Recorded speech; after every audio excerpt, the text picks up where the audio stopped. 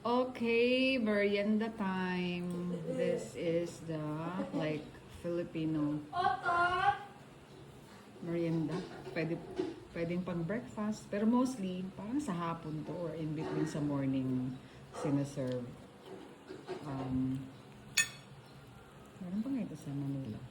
Sa Siargao to meron kaming ganito eh. Ang tawag namin dito ay hot cake. Hot cake. Margarine. May sugar to after. Parang binubudburan siya ng sugar after.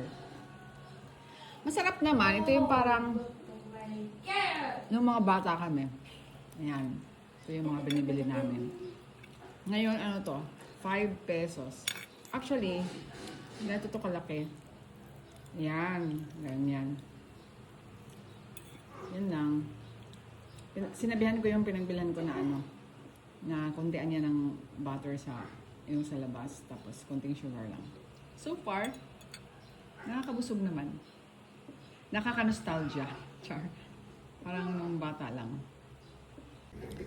Bagong gising. Mas gustuhan ko siya ngayon kasi minsan, madaming butter. Ito. Dapat suod.